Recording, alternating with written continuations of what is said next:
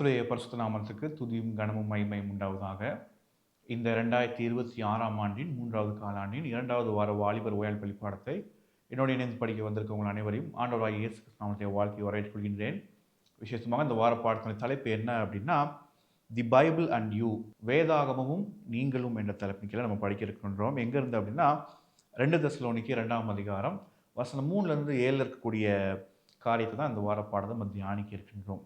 இந்த வார பாடத்தில் நம்ம எதை குறித்து நம்ம பார்க்கணும் அப்படின்னா, நம்ம வரலாற்றை திருப்பி பார்க்கும் பொழுது திருச்சபையானது ஒரு இருண்ட காலகட்டத்துக்குள்ளாக ஒரு பயங்கரமான சூழ்நிலையை கடந்து வந்ததை பார்க்க முடியும்.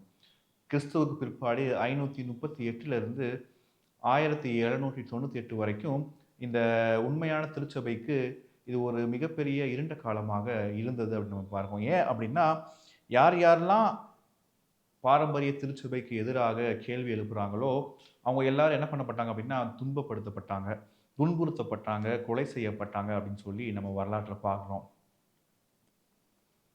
அந்த திருச்சபையினுடைய பாரம்பரிய திருச்சபையினுடைய அதிகாரத்துக்கு விரோதமாக யார் யாரெல்லாம் கேள்வி கேட்குறாங்களோ, அவங்க எல்லாருமே ஒடுக்கப்பட்டதை நம்ம பார்க்க முடியும். அதாவது இந்த கத்தோலிக்க திருச்சபையானது அரசர்களையும், அரசியல்களையும், இன்னுமாக சாதாரண மக்களையும் தன்னுடைய கண்ட்ரோலில் வைத்திருந்தது அப்படின்னு சொல்லி நம்ம பார்க்க முடியும்.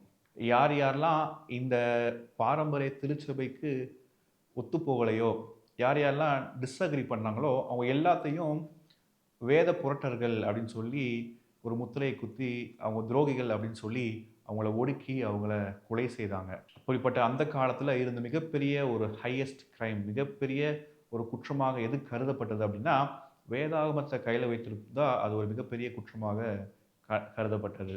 ஏன் அப்படின்னா, அந்த காலகட்டத்தில் யாருடைய கையில் மட்டும்தான் பைபிள் வேதாகமம் இருக்கும் அப்படின்னா, ப்ரீஸ்ட், அதாவது மத போதகர்களுடைய கையில் மட்டும்தான் வேதாகமம் இருக்கும். அவங்க மட்டும்தான் வாசிப்பாங்க.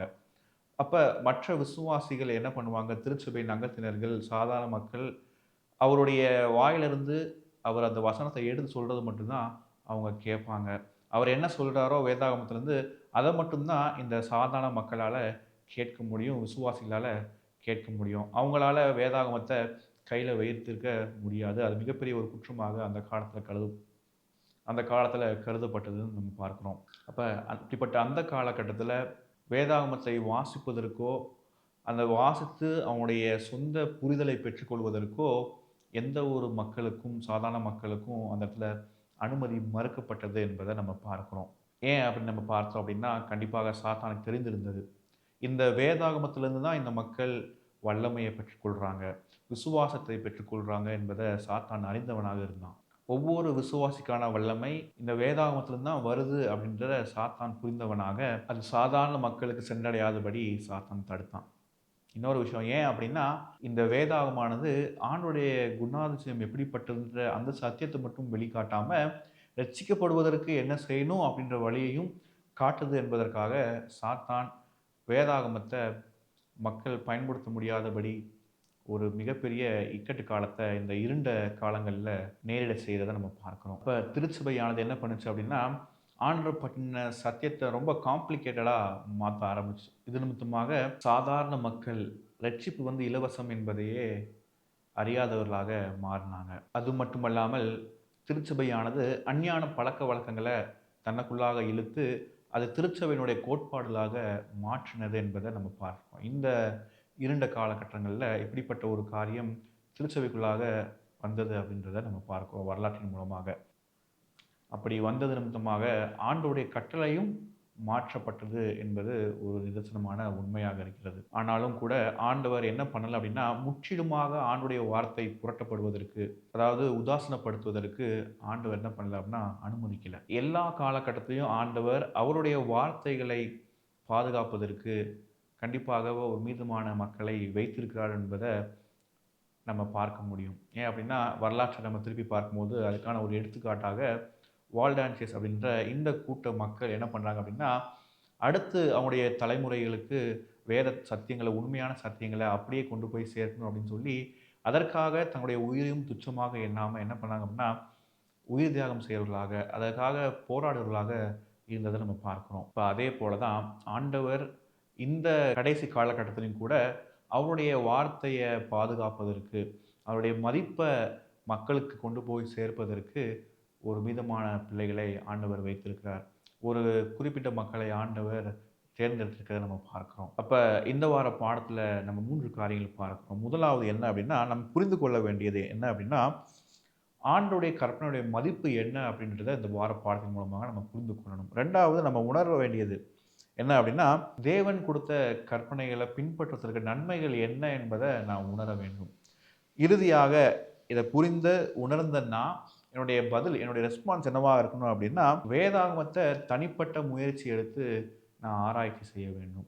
அதுல என்ன இருக்கு அப்படின்னு சொல்லி நானே தேவ ஆவியானவருடைய துணையோடு புரிந்து கொள்ள வேண்டும் என்பதுதான் இந்த வார பாடத்த படிக்கிறது மூலமாக நீங்க செய்ய வேண்டிய ஒரு மிக முக்கிய காரியமாக இருக்கிறது. இந்த வார பாடத்தை புரிந்து கொள்வதற்கு ஒரு சின்ன எடுத்துக்காட்டு நான் உங்களோட பகிர்ந்து கொள்ள விரும்புறேன். அதாவது மார்க்கெட்ல ஒரு பொருள ஒரு கம்பெனி விக்கிறாங்க அப்படின்னா, அந்த பொருளுடைய மதிப்ப எத வச்சு அவங்க குறிப்பிடுவாங்க அப்படின்னா, அத செய்வதற்கு எவ்வளவு செலவாச்சு, கூட அதேபோல அந்த பொருள வாங்குவதற்கு கஸ்டமர், அத வாங்குற மக்கள் அதுக்கு எவ்வளோ குடுக்க இருக்காங்க, அதுக்கு எவ்வளோ மதிப்பு குடுக்குறாங்க என்பத வைத்து ஒரு பொருளுடைய விலை நிர்ணயிக்கப்படும்.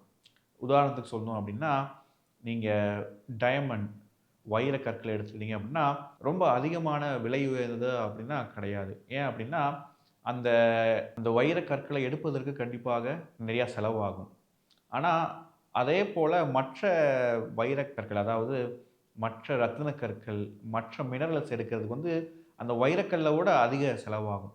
அப்ப இந்த வைரக்கற்கள் இயற்கையில அதிகமா இருக்கிற ஒரு பொருள்.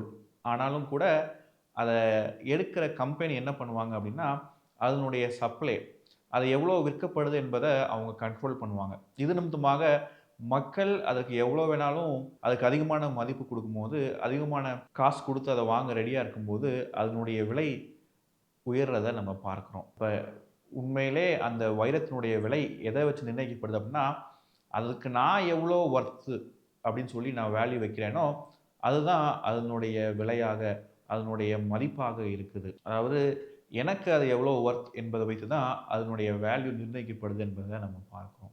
அப்ப அதே போல தான் வேத வசனமும். இந்த வைரத்த போல தான் வேதாகமும் இருக்குது. ஏன் அப்படின்னா, அந்த வேதாகமத்த செய்றதுக்கு அவ்வளோ காசு செலவழிக்கப்படுமா? அப்படின்னா கிடையாது.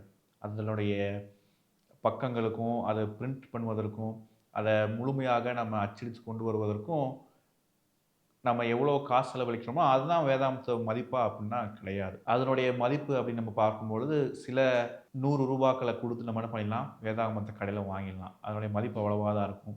ஈவன் நம்மளுக்கு ஃப்ரீயா கூட வேதாகமம் கிடைக்கிறத நம்ம பார்க்கிறோம். பட் ஆனா, வேதாகமத்தினுடைய மதிப்பு, ஆண்டுடைய கற்பனைகளுடைய மதிப்பு எதனால நிர்ணயிக்கப்படுது அப்படின்னா, நான் எவ்வளவு அத மதிக்கிறேனோ, எவ்வளவு உயர்வாக நான் அதுக்கு மதிப்பு குடுக்குறேனோ, அதுதான் என்ன அப்படின்னா, வேத வசனத்தினுடைய ட்ரூ வேல்யூ உண்மையான மதிப்பாக இருக்குது அப்படின்னு சொல்லி நம்ம பார்க்கிறோம். இப்ப வேதாகமமானது இருண்ட காலகட்டங்கள்ல இந்த 538லிருந்து 1798லிருந்து மக்களுக்கு அது கிடைக்கக்கூடாத ஒரு பொருளாக, ஒரு மிகவும் டிமாண்டான ஒரு விஷயமாக மாறிச்சு. அது நிமித்தமாக இந்த மக்கள் தெரிந்துக்கிட்டாங்க. வேதாகமத்துடைய மதிப்பு, வேல்யூ என்ன என்பத அவங்க தெரிந்து அத நாடி தேடுனாங்க. இப்ப இருக்க காலகட்டத்தில நம்ம யோசிக்கும்போது, நம்மளுக்கு ரொம்பவும் சுலபமாக வேதாகம வசனங்கள நம்ம பார்க்க முடிகிறது, கேட்க முடிகிறது, வாங்க முடியுது. இது இது நிமித்தமாக எனக்கு இது எவ்வளோ வொர்த்? இந்த வேதாகமம் எனக்கு எவ்வளோ மதிப்புடையதாக இருக்குது? இந்த கேள்விய நம்ம கேட்டு பார்ப்போம். இந்த வார பாடத்தினுடைய மைய கருத்து என்ன அப்படின்னா, ஒரு குறிப்பிட்ட திருச்சபையோ, இல்ல ஒரு குறிப்பிட்ட அ பிரிவினர்களையோ நம்ம அட்டாக் பண்ணி பேசுறது கிடையாது. அவங்க தான் அப்படின்னு சொல்லி கை காமிக்கிறது கிடையாது. ஆனா எத பற்றினது அப்படின்னா, மனித அதிகாரம் ஆண்டுடைய வல்லமைய மாற்றி அமைக்கும்போது, அதாவது ஆண்டவருடைய வல்லமைய காட்டிலும் மனித அதிகாரத்துக்கு மக்கள் முக்கியத்துவம் கொடுக்கும்போது, என்ன நடக்கும் என்பத தான் இந்த வார பாடத்துல நம்ம பார்க்கிறோம். ஏன்னா, இந்த இருண்ட காலகட்டங்கள்ல நம்ம பார்க்கும் பொழுது, திருச்சபையானது அரசியல் வல்லமையாலும், மத வல்லமையாலும் நிரப்பப்பட்டதாக இருந்தது நிமித்தமாக, அந்த அதிகாரிகள் அந்த அதிகாரத்த தவறாக துஷ்பிரயோகித்தது நிமித்தமாக மக்கள் அந்த இடத்துல ஆண்டவருக்கு விசுவாசமாக ஆண்டவருக்கு உண்மையாக விசுவாசமா இருந்த மக்கள் ஒடுக்கப்பட்டாங்க அப்படின்னு சொல்லி நம்ம பார்க்கிறோம். இப்படிப்பட்ட திருச்சபையானது மக்கள துன்பப்படுத்திருச்சு அப்படின்னு நம்ம பார்க்கும் பொழுது, அதுல இருக்க எல்லா மக்களும் தீயவர்களா? அப்படின்னு சொல்லி நம்ம அவங்கள குற்றப்படுத்த கூடாது.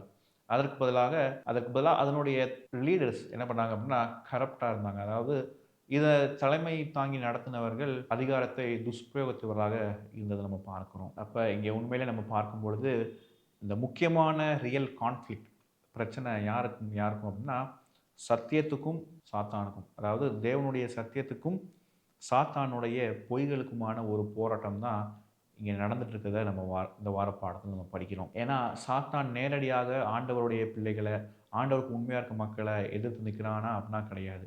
அப்ப மனிதர்கள் மூலமாக, ஆண்டவருடைய வல்லமைக்கு உட்படாத மனிதர்கள் மூலமாக சாத்தான் ஆண்டவருடைய பிள்ளைகள ஒடுக்குறத நம்ம பார்க்கிறோம். அப்ப எந்த ஒரு நபரோ, எந்த ஒரு திருச்சபையோ, இல்ல எந்த ஒரு இன்ஸ்டிடியூஷனோ வேதாகமத்த விட்டு ஆண்டவர விட்டு வழி விலகும்போது, அது சாத்தானுடைய கையில அவனுடைய ஒரு இன்ஸ்ட்ருமென்ட்டாக, அவனுடைய கருவியாக பயன்படுத்தப்படுறத நம்ம பார்க்கிறோம். இப்ப கண்டிப்பாக மக்கள் வேதாகமத்த நிராகரிக்கும்போது, ஆண்டுடைய கற்பனைகள நிராகரிக்கும்போது, அவங்க என்ன பண்றாங்க அப்படின்னா, ஆண்டுடைய வழிநடத்துதல, ஆண்டவருடைய நம்பிக்கைய, ஆண்டவருடைய பாதுகாவல நிராகரிக்கிறத நம்ம பார்க்கிறோம். அது நிமித்தமாக அவங்க எங்க வழிநடத்தப்படுறாங்க அப்படின்னா, ஒரு ஆவிக்குரிய இருளுக்குள்ளாக அவங்க வழிநடத்தப்படுறாங்க. அப்ப ஒரு நபர், ஒரு தனிப்பட்ட நபரோ, திருச்சபையானதோ ஆண்டவருடைய சத்திய வார்த்தைக்கு உட்படாதவர்களாக அத உதாசீனப்படுத்தும்போது, ஆண்டவர அவங்க இழக்கிறாங்க. ஆண்டவருடைய வழிநடத்துதல அவங்க இழக்கிறாங்க என்பத நம்ம பார்க்கிறோம். இதுதான் எக்ஸாக்ட்டா எங்க நடந்தது அப்படின்னா, இருண்ட காலகட்டங்கள்ல இந்த 538லேருந்து 1798ல நடந்தத நம்ம பார்க்கிறோம். இப்ப அந்த காலகட்டத்தில நடந்தது இப்ப நடக்காம இருக்கா அப்படின்னா கிடையாது. இப்பயும் என்ன பண்ணலாம் அப்படின்னா, ஆவிக்குரிய ரீதியாக மக்கள் இருள்ல இருக்கிறத நம்ம பார்க்க முடியும். அப்ப இந்த வார பாடத்துல ஒவ்வொரு விசுவாசிகளும் கற்றுக்கொள்ற ஒரு பிராக்டிகலான, ஒரு நிதர்சனமான ஒரு பாடம் என்ன அப்படின்னா, ஒவ்வொருத்தரும், ஒவ்வொரு விசுவாசியும், வேதத்த நம்பக்கூடிய ஒவ்வொரு கிறிஸ்தவர்களும் வேதத்துல நிலைப்பட்டவர்களாக, ஆண்டவருடைய பலத்த நம்பி நடக்கிறவர்களாக இருக்கணும். எந்த ஒரு நபரும் சரி, எந்த ஒரு ஆர்கனைசேஷன், எந்த ஒரு திருச்சபையும் சரி, தவறாக வழிநடத்தப்பட முடியும். எப்ப அப்படின்னா, பெருமையும், அதிகாரமும் கிடைக்கும் பொழுது, அந்த ஒரு நபர் ஆண்டவரிடத்திலிருந்து வழி விலகுறத நம்ம பார்க்க முடியும். குறிப்பாக ஆண்டுடைய வார்த்தையிலிருந்து வழி விலகுறத நம்ம பார்க்க முடியும். அப்ப கண்டிப்பாக ஒவ்வொரு விசுவாச பிள்ளைகளும் ஆண்டவராய் இயேசு கிறிஸ்துவோடு கூட நிற்கும் பொழுது, அவருடைய சத்தியத்துக்கு கீழ்ப்படியும்போது மட்டும் தான் என்ன பண்ண முடியும் அப்படின்னா, சாத்தானால ஏமாற்றப்படாம இருக்க முடியும். அப்படி இருக்கும்போது மட்டும் தான் அவங்க ஆண்டவருடைய குணாசத்த வெளிப்படுத்துற பிள்ளைகளாக இருப்பாங்க. அப்ப இந்த கடைசி காலகட்டத்தில நான் ஆண்டவராய் இயேசு கிறிஸ்து கூட இருக்கணும். நான் ஏமாற்றப்படக்கூடாது. ஆண்டவருடைய குணாசத்த நான் பிரதிபலிக்கிறவனா இருக்கணும் அப்படின்னா, கண்டிப்பாக அனுதின வாழ்க்கையில வேதத்த வாசிக்கிறவனாக, இந்த வேத சத்தியத்தில உண்மையா நிற்கிறவனாக நான் இருக்கணும். அப்ப நினைத்து பார்ப்போம். நம்ம இருக்க இந்த காலகட்டத்தில ஆண்டவருடைய வார்த்தைகள குறிப்பாக நம்ம இருக்கக்கூடிய இந்த பிரதேசத்தில, நம்ம ரொம்ப சுலபமாக, ரொம்ப ஃப்ரீடமா நம்ம என்ன பண்ண முடியும் அப்படின்னா, ஆண்டவருடைய வார்த்தைகள பெற்றுக்கொள்ள முடியும். அத மத்தவங்களுக்கு கற்றுக் கொடுக்க முடியும். அப்ப நம்ம இருண்ட காலகட்டத்தில வாழ்ந்த மக்கள நம்ம பார்க்கும் பொழுது, அவங்க எப்படி ஆண்டவருடைய வார்த்தைய மேன்மையாக கருதி, அதற்காக உயிர விட்டாங்க நம்ம பார்க்கிறோம். அப்படிப்பட்ட அந்த அனுபவங்கள நம்ம பார்க்கும் பொழுது, கண்டிப்பாக வேதாகமம் மிகவும் என்னுடைய வாழ்க்கையில எல்லா முக்கியத்துவத்த காட்டிலும் ஒரு மதிப்புடையதாக மாற்றப்படணும். அதற்காக நம்ம என்ன பண்ணுவோம், ஒவ்வொரு நாளும் ஜெபிப்போம். கர்த்தர் நம்மளை ஆசீர்வதிப்பார். ஜெபம் செய்வோம். எங்கள் அன்பு தெய்வமே ஆண்டவரே, இந்த நாட்களில ஆண்டவரே வேதத்தின் மூலமாக எங்களோடு பேசுங்க. நாங்க சாத்தானால ஏமாற்றப்பட்டு விடாதபடி, அவன் எங்கள பிரயோகித்திடாதபடி ஆண்டவரே, நாங்க உமக்கு ஒரு கருவிகளாக, உம்முடைய ஊழியத்தில நாங்க ஒரு தூணாக திகழ எங்களுக்கு நீங்க உதவி செய்யுங்க. இத பார்க்கிற ஒவ்வொரு வாலிப சகோதர, சகோதரியும் நீங்க தொட்டு, ஆண்டவரே அவர்களையும் ஒரு கருவியாக மாற்ற வேண்டுமாய் நான் ஜெபிக்கிறேன். இயேசு கிறிஸ்து நாமத்தில் நல்ல பிதாவே. ஆமென்.